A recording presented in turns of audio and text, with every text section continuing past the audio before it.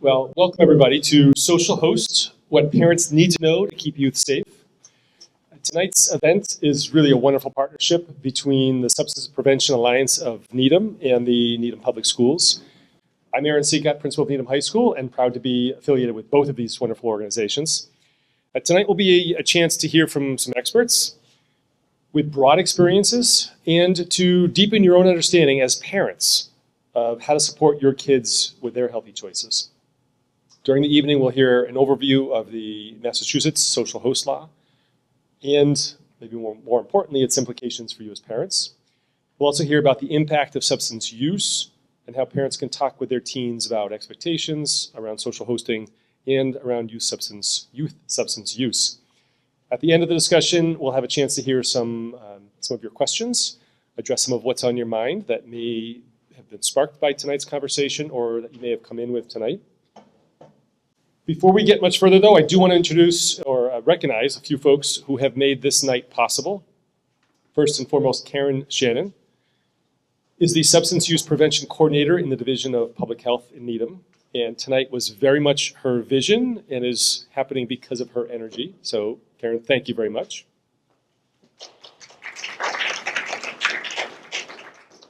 Additionally, Natalie Guthrie of both the Needham Channel and Needham High School is graciously here taping in the back. Thank you very much, so that we can share this with those who couldn't be here tonight. So thank you, Natalie. It's okay to clap for Natalie, too. Juan Lamarck and the entire NHS custodial team did a wonderful job of just making sure the physical space was set. While Juan is not here at the moment, I do want to make sure that we're thanking him and his team for the work to make this possible. I'll tell Juan you clapped. Tonight would not be possible, though, without our speakers. We're thrilled to have two experts who are going to share some information and some insights and provide tools and strategies to help manage these challenges as parents.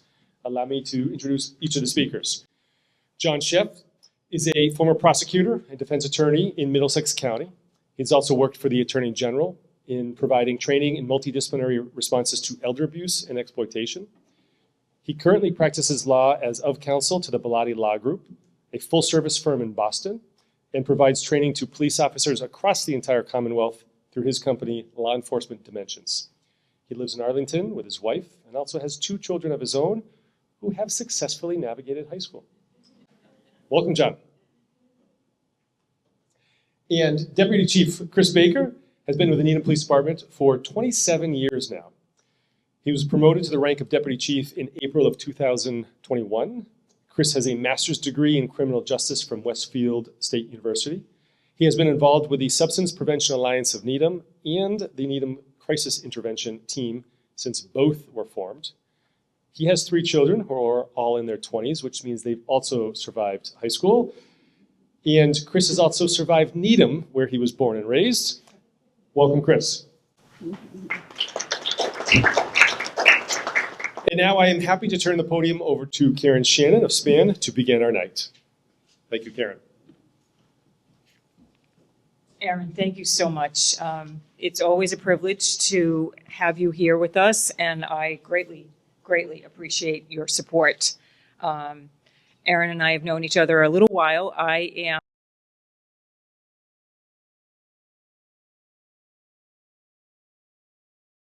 here over 30 years, and I have three children who all came through the Needham Public Schools and have made it on to their next step in their life. I know that you know some of those individuals in my family, so thank you, Aaron.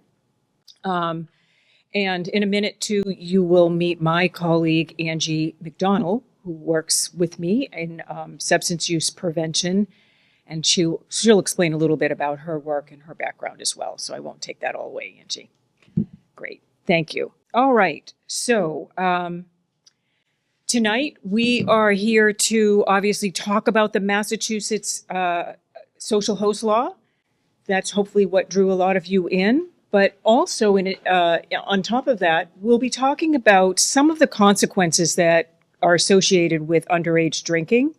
You'll hear various aspects of that through our different presentations, but that plays well into this topic, obviously. And we'll share a little bit of the Metro West Adolescent Health Survey data I'm just curious, by a show of hands, how many of you are familiar with or maybe have even looked at some of that data? Anybody? A couple of you. Okay. This is not intended as a data presentation per se. We actually do one that's dedicated to that. But we'll drop a little bit of that data into our presentation tonight where it's relevant as we talk about substance use. And then certainly too, we want to empower all of the parents and caregivers who are out here tonight to feel a sense of confidence over the influence that you have on your children. And we'll talk a little bit more about that. And we will share some ideas and thoughts about talking with your children after you hear all of this information. And also encourage you to maybe have conversations with other parents about how you feel parents should respond to things like substance use and preventing that from happening. Okay. And we had our presentations already by Aaron, so thank you. You know, we're going to hear from John and Chris in just a moment. But before we do that, just one more thing. As Aaron pointed out, I am the program director for the Substance Prevention Alliance of Needham, which is our town's community coalition intended to address youth substance use, both through prevention, primary prevention, upstream prevention, and even through some harm reduction as well. But I'm not sure how many of you are familiar with SPAN, so I'd just like to give it a quick plug, if you don't mind. We do refer to ourselves as SPAN, but this is Needham's Community Coalition. I'm the program director, but I by no means call all the shots. That's why we are a coalition of people from around the community, representing around 12 different sectors or groups of individuals. We have some of our volunteers here tonight. And our focus really is to address youth substance use by increasing protective factors like all of you as parents and reducing things like risk factors, things that might make it more likely that a young person chooses to use substances. And some of the people in this room, for example, Chris Baker, as we said, has been part of SPAN, our coalition, since the beginning. We're talking over a decade of participation. So thank you, Chris. And I love that picture. It was from one of our meetings that we hold. We have a website. We'll be happy to direct you to that. I think it's in the information that we provide you in those folders. So we encourage you to check us out and feel free to come up to us after the program. We'd be happy to direct you to any more resources through SPAN. All right. So without further ado, I'm going to turn this over to John. John, if you want to stand this way? Sure. Okay. Great. Thank you. Thank you. All right. All set. Good evening, everybody. How are you? Great. All right. So the first time I gave this talk, my wife came up to me afterwards and said, "God, you're such a lawyer," right? You know, and I think she's right, and I want you to understand that the most important job that I have, I think that we all have if we're here, is we're parents, right? We're people that care about youth. And I want to start with a note of reassurance, and that is this. If, as a human being, there's something that you want to do to maybe help a kid that you see who's impaired, or you run into situations where there maybe is an underage drinking party or some drug use, you really should do that. This is one of the areas where you're going to see the law actually makes a lot of sense and favors the person who tries to intervene responsibly. So that's a really important thing for you to understand. At the same time, I will tell you, I'm just going to talk to you about the law because I do find when I run into adults and parents, there's some misconceptions about it. And so with that in mind, here we go, right? So the first thing, if you want to look at this area, is like, what's the law of possession? And basically in our law, there are a variety of laws that deal with possessing dangerous things, you know, guns and drugs and alcohol if you're underage. And the law of possession is the same. And basically, to possess something, it can be what we call multiple people can possess it, single or joint.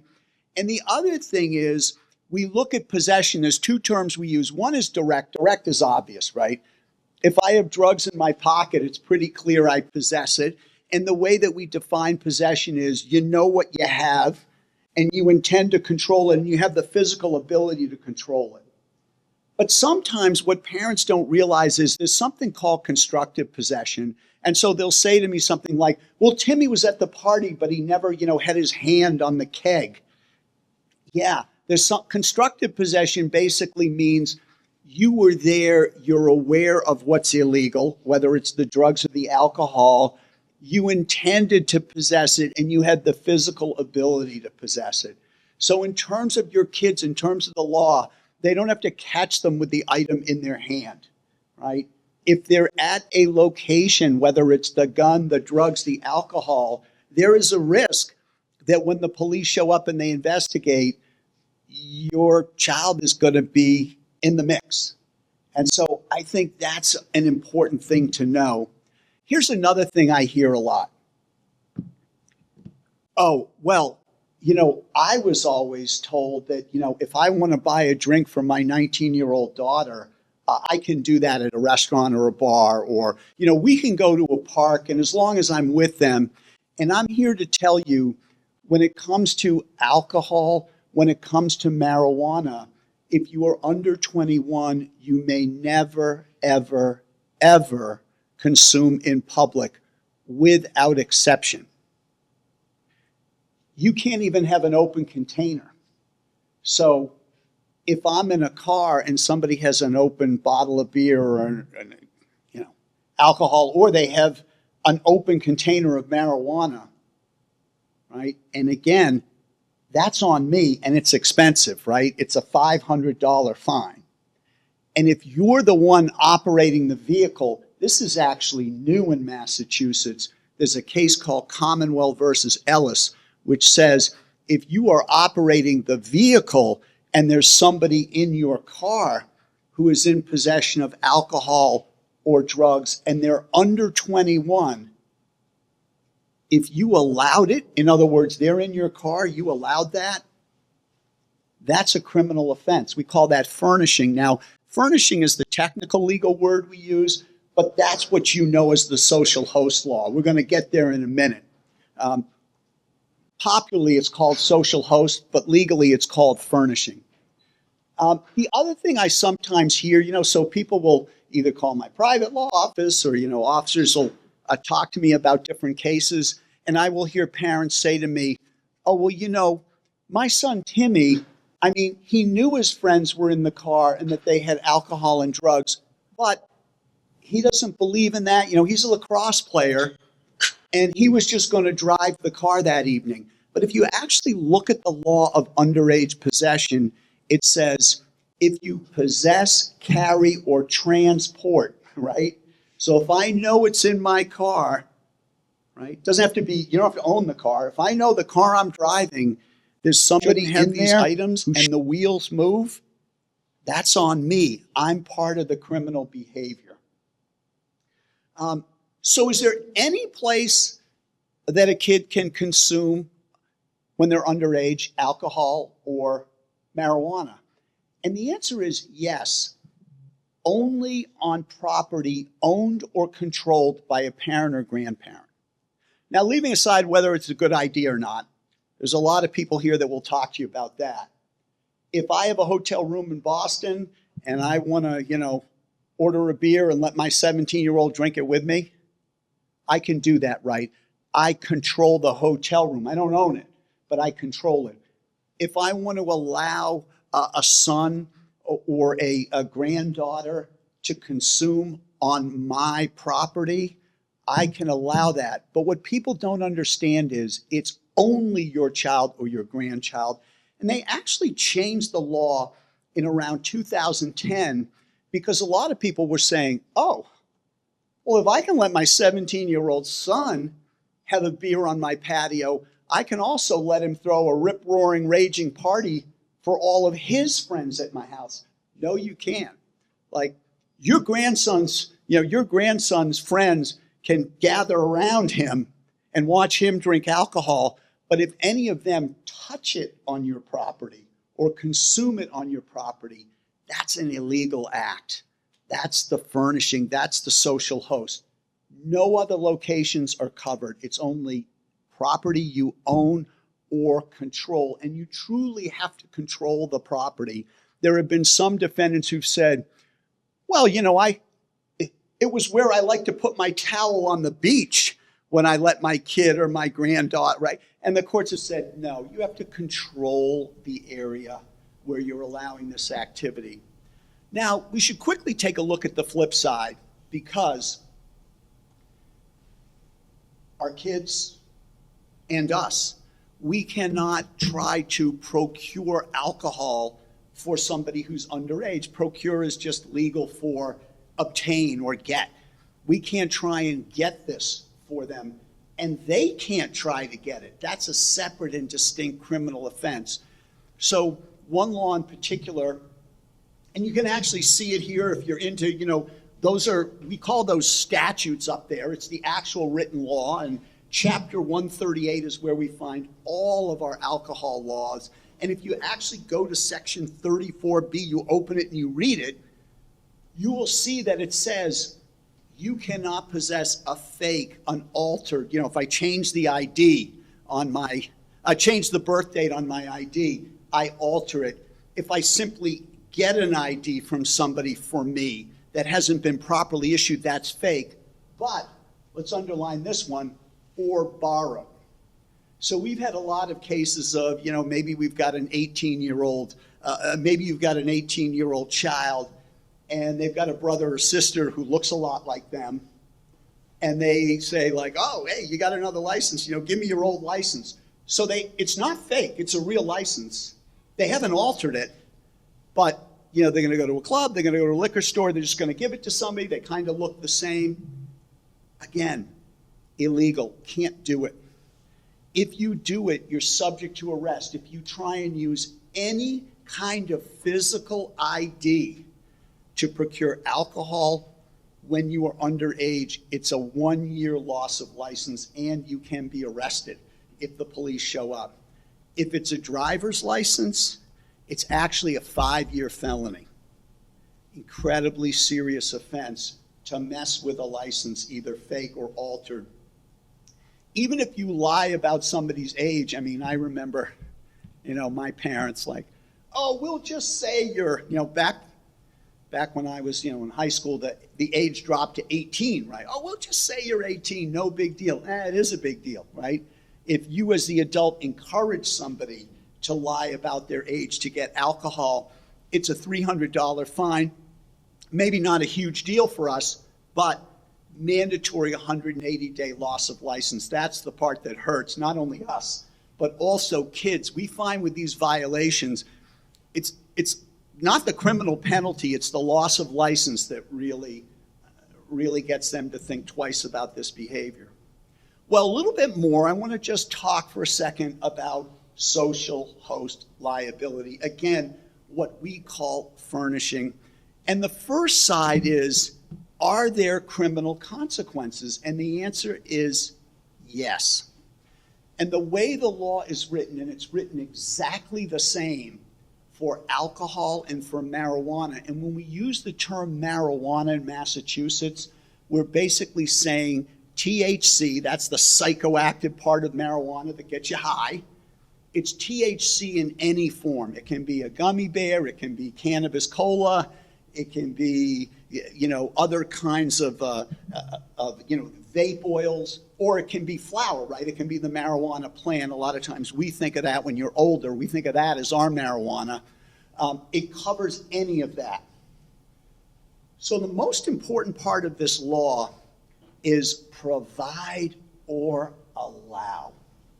And so I will have people say to me like, hey, I told the kids no alcohol. Those crazy kids, they spiked the punch. Or, hey, they brought the alcohol onto my property. I had no idea. And the law says we don't care. Allow means if you're consciously aware that it's happening, whether you gave it or not, irrelevant. You're in the criminal zone. And believe it or not, we actually had in Arlington, this is a while back, we had a select woman on our coalition.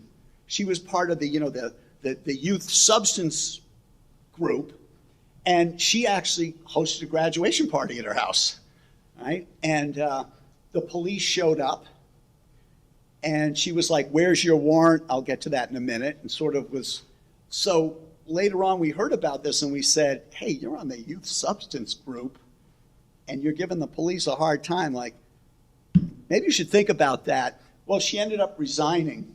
So 6 months later, I'm driving to work, I hear on the radio, and a select woman in Arlington today arraigned in the district court. I'm like, wow, the police weren't playing around. Like, she's getting prosecuted. Oh no, it wasn't the first incident. It was a new incident that happened that weekend. Another rip-roaring party at her house, fight in the living room, police intervene, multiple kids there. She's found upstairs in the bedroom with the pillows and the headphones on. Hey, I had no idea what was happening. I never wanted the kids to engage in this behavior or have these substances. She was convicted, and rightfully so. Why?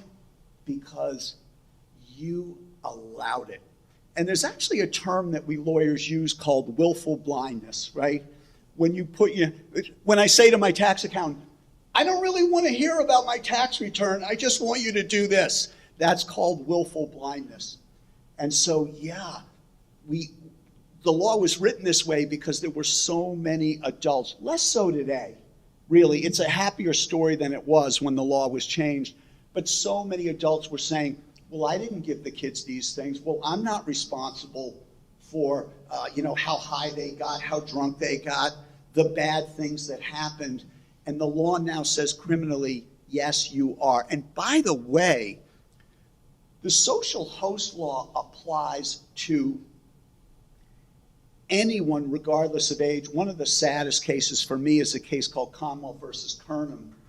So this was a young kid. He's a sophomore at Syracuse. He comes home for vacation. He calls up a 17-year-old and 16-year-old friend. They come to his house. His parents are out. He opens up the liquor cabinet. He presides over the 16 and the 17-year-old getting incredibly drunk. They get in a vehicle. They go up on the sidewalk. They hit a 16-year-old boy and a 16-year-old girl. They kill the boy. They seriously injure the girl. He was prosecuted. And his argument was, well, wait a minute. I wasn't with them. The court said, we don't care. You were the host. He said, but wait a minute. I'm underage. You can't be an illegal host unless you're 21. To which the court said, we're aware of nothing in the law that restricts the age of the host. He did a year in jail for that. High fines. There was a civil suit that followed up the highest verdict for improper private service in the history of the Commonwealth. $8 million. Such a tragedy. Yeah. Is it possible that these things don't end tragically? Of course it is. But do we know? We don't know. Now, the last thing I'm going to talk about is, I want to just see if I'm okay, good. I got a little time left. We're on schedule. Good. Not good. Yakking too much. So let me talk civil, because some people will say to me like, oh my God, if I host a barbecue and my neighbor has a beer and then does something, I'm on the hook. No, you're not. This is an area where I think our courts, our legislature, has been incredibly realistic and fair to adults. They've made a very important distinction between people whose business it is to provide alcohol or marijuana. We put them on a short leash because the theory is, if this is your business, we expect you to professionally know when you're over-serving people. On the other hand, we don't want to live in a world where you host a backyard barbecue or you have some friends over for dinner on the Super Bowl and you all of a sudden feel you've got to be the alcohol police. But that said, it's not without limitation. So here's the standard.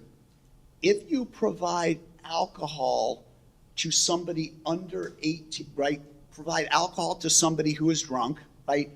Obviously drunk, and an under 18 guest is injured, you're on the hook for that, right? If people that are underage on your property end up consuming and they get hurt, that is something where the law is going to say, you need to pay for that. Like, that's obvious. A reasonable person would know they shouldn't do that. Like, you got to have some monitoring of your kids. Don't be like our, town official in Arlington up in the bedroom with the headphones on. I don't care what you think the kids are doing in your house that evening. And if you provide alcohol to a drunk guest of any age, and I mean drunk, right? Not under the influence, not, gee, I just thought Bill was happy. I didn't know he was right. It's if somebody is obviously drunk on your property, and this is where I say, operate with compassion. If you have somebody come to your house, it's happened to me, right? And they're underage and you see they're not in good shape, you're not going to physically restrain them, but you're going to say, hey, sit down, let me get you some coffee. Hey, I really feel I need to call your parents. Oh, don't do that. Hey, look, right? Try and just figure out what makes sense for you to do from that standpoint. But if you're actually providing alcohol to a guest of any age and they hurt somebody else, whether it's in a vehicle, whether it's on foot, that again is going to come back to you. And so there you go. Now, the last thing I'm going to talk about on the legal side is this. And I think, honestly, this has had the most impact on parents when I do these kind of presentations, and that is, what's going to be the police response to underage drinking and marijuana use? What's the potential police response? And let's start with routine procedure. The first thing is the police are going to enter your home, whether you like it or not. And this is something I have literally trained thousands of police officers in Massachusetts. And I have said to them, there is strong case support that when you encounter a situation where you have underage people with alcohol, drugs, or both, either without adult supervision or the leading case, Swearis, she was actually a teacher at the high school out in Pittsfield. She was known to host her own underage parties for her students on the weekend. The court said, if underage people are in a home and they have alcohol, drugs, or both, and they are unsupervised, the police are coming into your house whether you like it or not. And if they are being supervised by an adult, if an adult is present and this is happening, as police officers, you're going into that home without a warrant. So they're sort of like, where's your warrant? No, the police are not going to have a warrant. We call this in law exigent circumstances. We're not going to wait around. One of the things that's particularly persuasive, if you read the leading case on this, it's called House versus Hitchcock. It actually went to federal court. It's a list of all of the bad things that happen when underage kids have, alcohol or drugs. The sexual assaults, the deaths, right? The fights, the property damage, the leaving the party early and driving, the leaving the party early as vulnerable pedestrians and being subject to that. There's so many bad things that happen with this kind of behavior that our courts have said to the police, go in and shut it down as soon as you learn about it. The other thing that the police are going to do is they're going to ID kids. Now, what's interesting is, when I was a kid, I'll only do one of those. But when I was a kid, the police would show up and say, hey, everybody screw.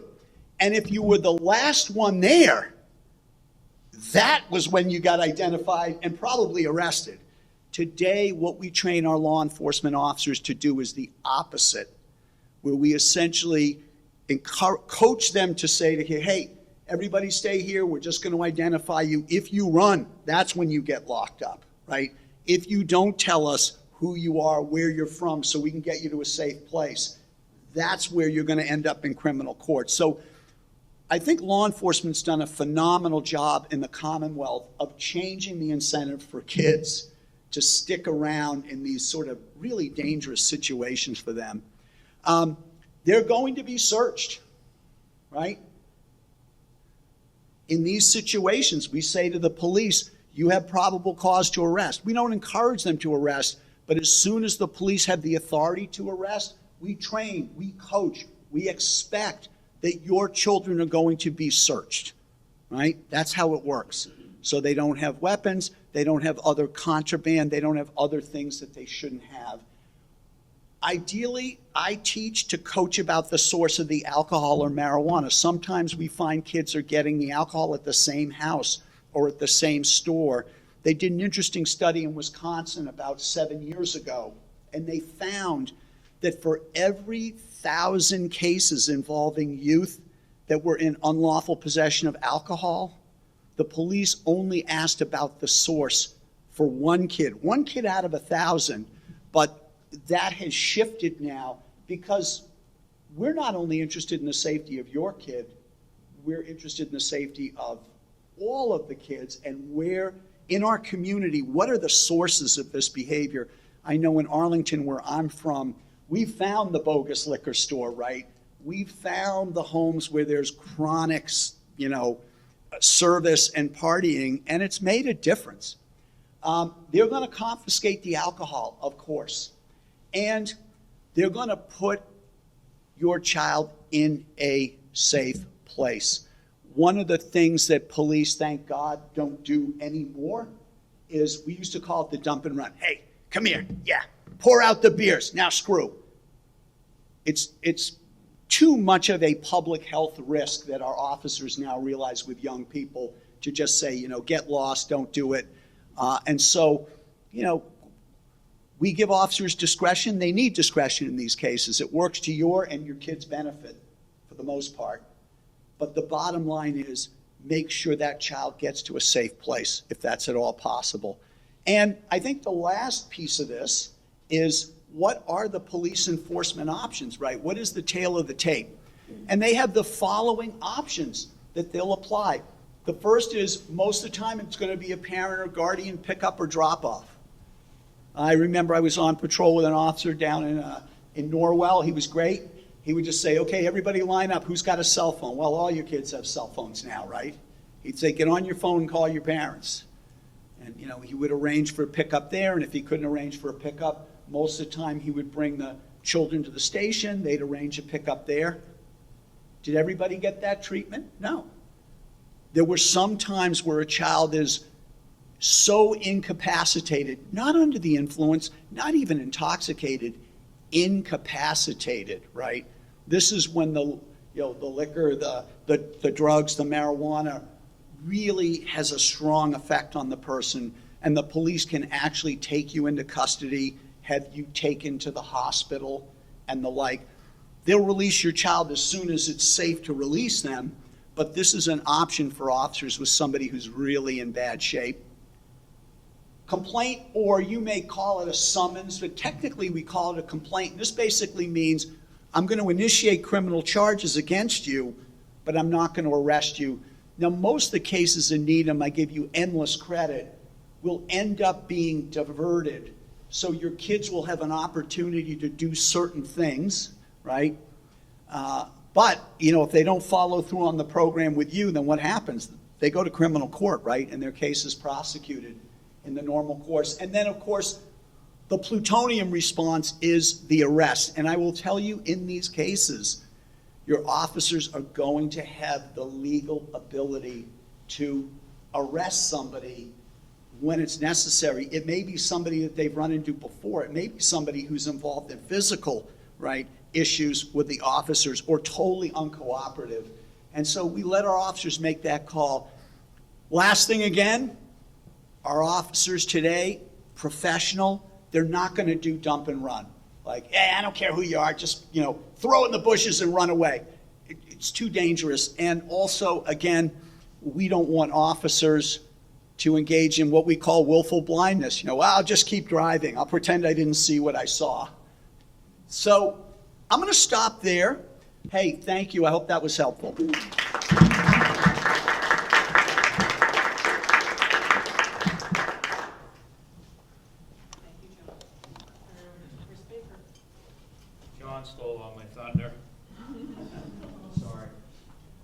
Good evening.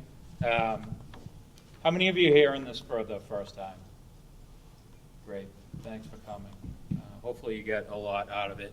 I'm not an expert, thank you, Aaron, but I see a lot of experts in the room. I see a lot of familiar faces. I'd like to start with a story that kind of highlights why we're all here. Not long ago, in a town not far from here, two parents wanted to celebrate an important milestone for their 17-year-old graduation from high school. They decided to host a party and invite friends and family, a perfect opportunity to celebrate such an achievement. However, despite their good intentions, tragedy struck.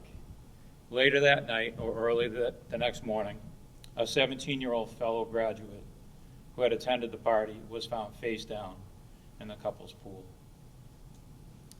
The teen tragically passed away, and the homeowners ultimately pleaded guilty to charges of furnishing alcohol to a person under 21 and admitted to sufficient facts for a probable finding of guilt on a reckless endangerment charge related to the teen's death.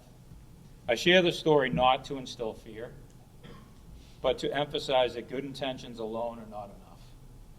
Something bad can and often does happen when parents host parties and either allow or turn a blind eye, to John's point, to underage drinking. The consequences are severe. First and foremost, the loss of life or bodily injury. And then there are the criminal penalties and civil liabilities that follow. So the Needham Police Department has a zero tolerance policy. It's not black and white.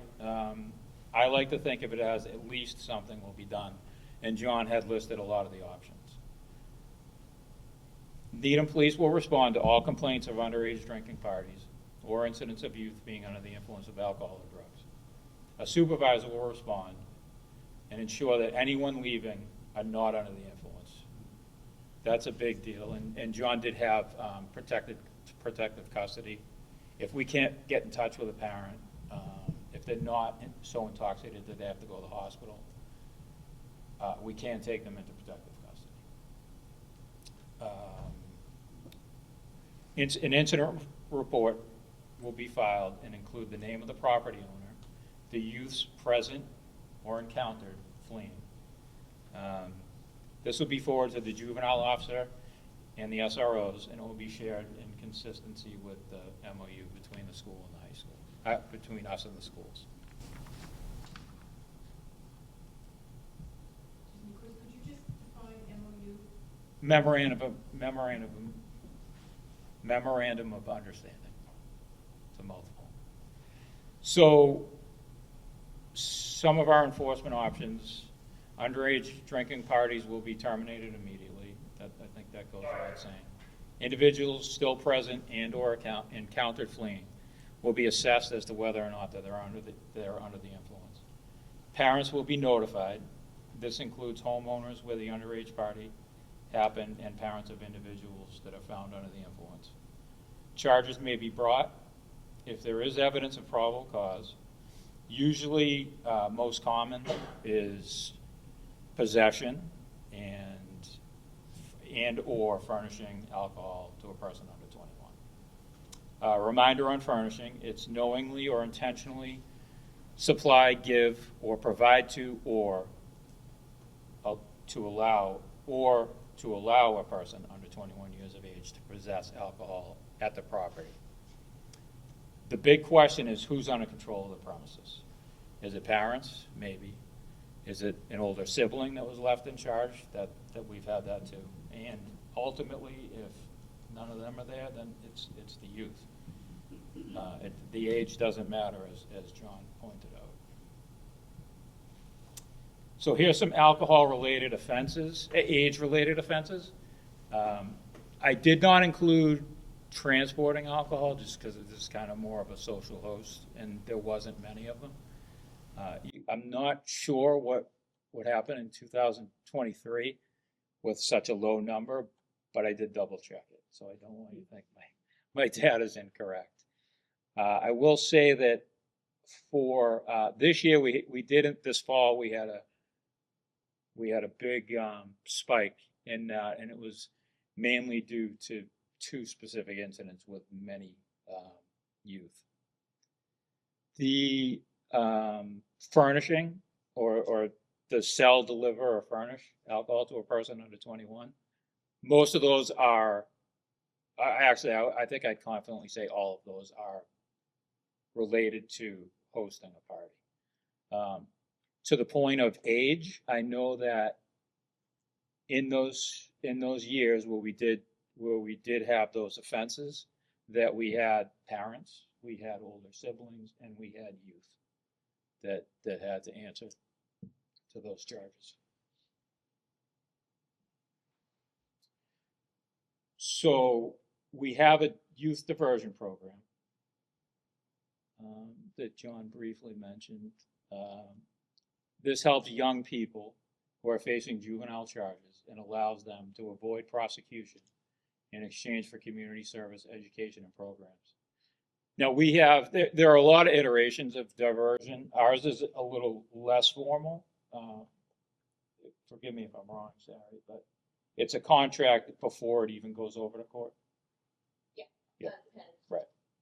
Typically, we try and do it pre-trial or pre-arraignment, and I think that has worked out pretty well with the DA's office. It provides positive alternatives to court involvement. It's a contract that must be adhered to or it will be handled through the courts. So that is made known up front to the youth and their parents. It helps youth accept responsibility for their mistakes, contribute to their community, and learn from the experience so that they will not reoffend. How does the diversion program help youth in our community? It provides a better alternative to court for the youth. It's a collaborative approach that provides support from within the community. Most of the program is done through Youth and Family Services. Tony's here now. If anyone has any questions for him later. It fosters positive youth-police relationships. It provides protective factors for youth. It creates a positive relationship between the Needham Police Department and the youthful offenders. And it helps prevent recidivism in the future. The feedback we get from the youth in the program is really, really good. I know that I think Tony would, and Sari could attest to that. We really don't have a problem getting them to show up. They're really eager to get through the process. The goals going forward between us and the collaboration with SPAN and other agencies within the town and the schools is to work toward creating informational materials, which you could all pick up at the table. Have our community outreach officer and our school resource officers and embedded clinician follow up with and offer resources related to underage drinking and substance use. Continue to collaborate with community partners, as I mentioned, to develop connections for program-involved youth. Continue to spread community awareness to the benefits of the youth diversion program. And last but not least, and most important, help parents obtain resources to help guide their youth to make good choices and help impact this needless cause of death, injury, and destruction. Thank you.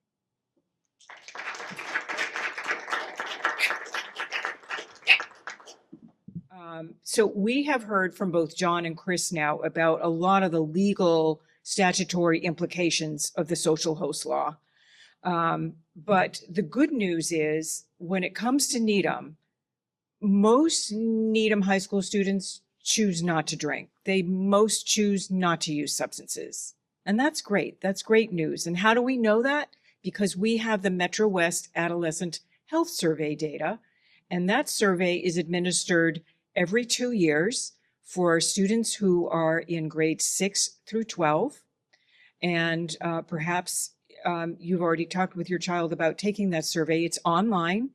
And our next iteration of that survey will be in the fall of this year.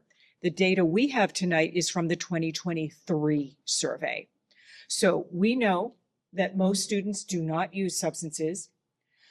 However, let's just take a look at what the data does tell us, that our current alcohol use by Needham High School students is around 30%. I'd like to say just quickly, alcohol is the most highly reported substance of all the substances that we track through this survey. Alcohol is the number one. We also compare to the Metro West region, which is the 24 other towns that take this same survey in their towns. Compared to those other towns, the Needham High students report this 30% use is significantly higher. I think it's almost eight percentage points higher than for current use than the other 24 towns combined. That being said, too, our students report binge drinking at around 18%. And the survey defines binge drinking as 5 or more drinks in a row male student and 4 or more drinks in a row for a female student. Okay, well, the other thing to think about is that according to the data from the survey, while most of our students don't drink, which is great, substance use does increase by grade. So this particular graph shows you for across the 4 substances that are tracked in the survey, how starting from 6th grade, which is, let's see if I can do that properly, right here, 6th grade on this far left of each of the substances, you'll see that increase up through 12th grade. In particular, I'll just note, we talked too about there's a big leap oftentimes in the case of alcohol from 8th grade here to 9th grade, most markedly through for alcohol. Okay. What are EVPs? Thank you for asking. EVP is for electronic vapor products, or e-cigarettes. Thank you for asking that. Okay. We'll have these slides available to you, by the way. We can send them to you after this presentation. So just a couple of little things I want to say about binge drinking is that we have seen that studies show that early exposure to alcohol, even under parental supervision, is associated with a higher likelihood of binge drinking and alcohol dependency in adulthood. All right, I'm going to move this over to Angie for point 2. So alcohol use harms the teen brain. So like Karen said, one of the bigger issues with youth using substances is they binge drink. They're not like having a glass of wine with dinner. They're drinking Borgs, which are those, if you haven't seen them, they fill a milk container with hard liquor, Gatorade, and it's literally the size of a milk container. They name them and they're drinking that.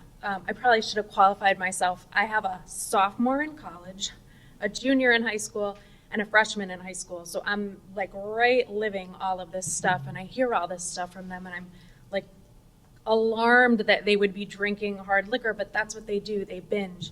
And we know that it's really bad for their brains. There's actually, in doing some of this research, I found a study that says, not only do we know it's bad for their brains, they black out more than adults. So as a person who used as a teen, I'm like, oh yeah, I blacked out a lot, where you lose your memory, you forget what happened that night, all the stuff, we talked about the bad stuff that can happen to kids. So they're directly harming their brains. They're causing, some memory issues, cognitive learning issues. We have when we send the slides out, we'll send a lot of citations about kind of the studies that have been done on what's happening to their brains. So it's physically really bad for them. So that's why we don't want them drinking. And then when you add on top of it that what they typically do is binge and drink too much, it's just a combination of, bad things all aligning to make it not work too well. When you start drinking, teens who drink before 15 are 40% more likely to develop a dependency issue. As you can see, as they get older, the dependency gets lessened. So by 18, it's 20%. So if you take nothing away from this presentation, one of our kind of go-tos on how to deal with youth and drinking is delay, delay, delay. The longer you can hold them off, the busier you can keep them, the more you can keep them away from it, the better the end result will be.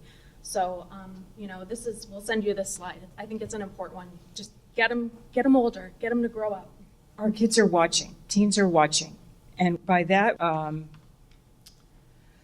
teens pay attention. Lisa Damore, she did a presentation here last fall. We mean that attention even when you don't think that they are. I don't know if any of you have heard of a woman by the name of, she's written a book about teens and the emotional aspects of teen behavior. And I'll just quote, she says that kids learn about drinking from watching their parents at home. So parents should model a healthy relationship with alcohol if they have one at all. And it's possible that you can model in ways that say you can have a good time without drinking. So one of the big takeaways I really think about this point is that this is where parents have the ability to influence their children with their own behavior. And so we encourage parents to think about the way that you use alcohol and think about the ways that your children may view that. One little story I can share about me, when my youngest was in high school, I had taken a pause from drinking alcohol. I wasn't a heavy drinker, I was a social drinker, but I took a pause for about 18 months. And then we were on vacation one summer, and as I said, she was in high school, and I ordered a glass of wine when we were at the restaurant.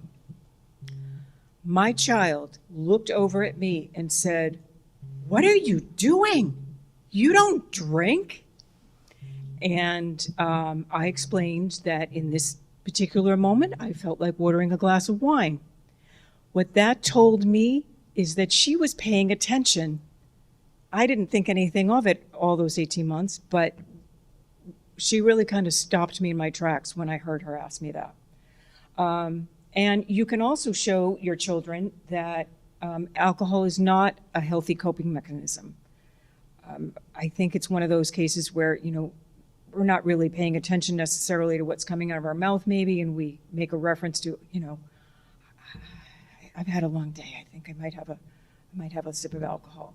I think it's important just to kind of think and reflect upon our behavior because, as we say, our teens are watching.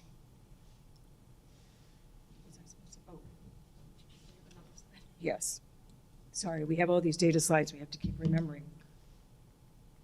So tied into that is a slide here that shows about the perception of harm by youth that we see from the Metro West survey that compares the perception of harm from middle school to high school years, and in this case, 6th through 12th grade.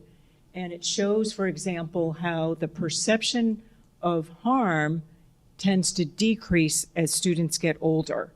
And you'll see this on the bottom. It refers to drinks of alcohol, use of electronic vapor products, and frequency of using cannabis, for example, and different frequencies of alcohol far over to the right, and then use of prescription drugs. So in some cases, particularly with cannabis and in alcohol, we see that that perception of harm decreases as they get older. Okay, so I'm gonna do the next 2 points, and I'll just say, these would be easier if we could be like, just don't do this, or just do, like, if there was some bright line or simple one-liner, but there's really not. So give your kids other options. As I said, I have a freshman, a junior, and then a college kid. We're talking about the ages where we're trying to get them to be independent and go out and do things.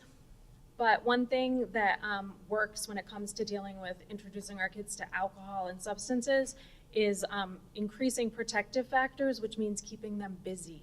So it's like, it's helpful if you can find a good balance between giving them activities to do, giving them stuff to do, you know, being a part of that with them. Or like, so for example, last weekend, my daughter, we live in Natick, she wanted to go to a show in Dedham. I did not want to drive to Dedham at 8:30 at night on Saturday night to pick her up from this thing. But I said, of course, that's a great activity for a freshman in high school. So it's really like supporting their interests and, letting them grow up and have a little more independence, but recognizing that, every weekend that they aren't exposed to parties and drinking is a bonus. For my junior in high school, every weekend that he's like, we're going to play MLB The Show, it just got released, we're going to sit at RJ's for 2 days. I'm like, yes. Like every weekend is a bonus. So I want to point out our salsa slide here. When your kids get to high school, there's a great group of kids here. Karen Mullen, who's here, works with them. There's like over 200 kids, and they work on projects around substance use. And really like one of those great places where your kids will find support and healthy activities that are, going to promote better behavior and not substances. Your expectations matter. So I just want to I'm going to read this because I don't want to get it wrong. Youth who learn a lot about dangers of drugs and alcohol from their parents are up to 50% less likely to ever use.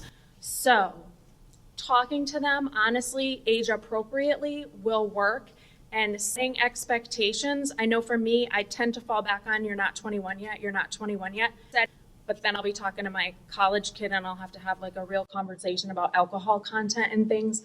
But so set age appropriate expectations for them and tell them the expectations. So, certainly none of my kids are 21. So I'm always saying none of you should be drinking alcohol. Like you shouldn't be doing it. And they know that if I find them, there's a consequence if they do it, but also determine an exit plan together. So again, this one, it's like a balance between being a parent and also like making sure that you keep the conversation open so that they know they can come to you. So if you Google the X plan, there's lots of ways that people do this. There was a very popular one that was out for a while where you make an agreement with your kid that if they're at a party and they want you to pick them up or they're anywhere and they feel unsafe, they can like text you, an X or something on the phone. Or my daughter has texted me many, many times, like, say you have to come get me. Don't say I wanted to leave. You make that arrangement with him, like, I will get you out of here. And then we'll talk about it later. We won't get into it. So, I think it's just the biggest point in this one is that if you set your expectations and they know about it, they're less likely to, be encouraged by other kids. And we talk a lot in SPAN. We just did a parent program where we sit down and parents like kind of role play. How will I talk to my kids about this at different ages? And what if they say this, how am I going to respond? So sign up for our newsletter, and don't hesitate to like come to our events and ask us those very pointed questions. Because I just said to Karen, I feel like I know so much more about dealing with my own kids from coming to all these presentations. It's all individual families, how your family works. It's not easy. It's definitely hard. And like, as the kids grow up, you have to like adjust the expectations, which is hard. It's easier when you can be like, just don't throw a ball in the house. It's hard when like, what do you say to the sophomore in college who's still not 20? It gets hard. So you're not in this alone. There's a lot of people who are doing the same thing and trying to navigate it with you. And lastly, point number 6, teaching teens how to drink is a myth. If there's one thing that I have experienced in the time that I have been a parent and lived in Needham and in this role that I'm in the Public Health Division, is that unfortunately, there are parents who think that they can teach their child how to drink responsibly and that might prepare their child from having a bad relationship with alcohol or helping them to make wise choices about their content and quantity. Unfortunately, that is not true. We have looked up a lot of different studies, and there is one that actually we found that was printed just this year.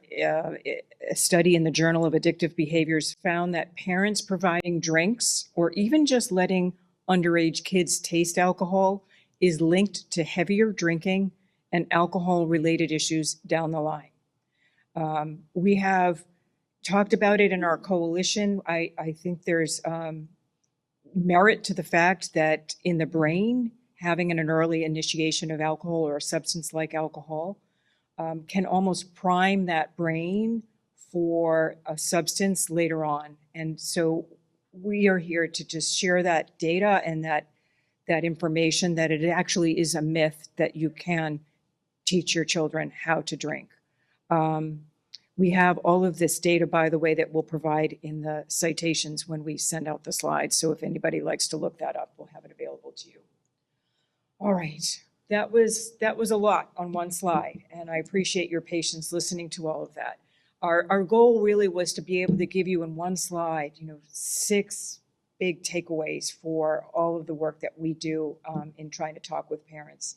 And hopefully, maybe even if just you leave tonight and one of these aligns with your sense of parenting, then we're doing our job. I mean, maybe there are more up here that align with you, but one is a great place to begin. Okay.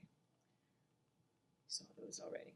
So I'm going to just close out with a couple of words. We like to refer to this. In fact, I can't say that we own these words. There's a woman in this room who did a conference many years ago with this title, Parents Have Power. Carol, where are you? There you are. Carol Reed is our mentor and predecessor for our coalition. Remember that, Carol? Parents have power. What is that about? It's about the fact that you can, in fact, follow those different points that we shared and know that you have your kids, they are listening, they pay attention, you can set your expectations. They may not always agree with you, but you can make your expectations clear, and parents who talk to their kids will, in the totality of their lifespan, find that their children will make better choices because you have set that, given them information and set your expectations. You also have power among yourselves socially. Parents talking to other parents, it's good to know that other parents have each other's back, right? We have another coalition member here, and I know that she has brought it up in many conversations with the coalition that, if parents just talk to one another, they can grow in number and support one another, right? Next thing you know, you've got a whole group of parents that are thinking the same way. That feels really good when you send your kids out socially, right, to have fun. All right, we've done a lot of talking here. I appreciate everybody's attention.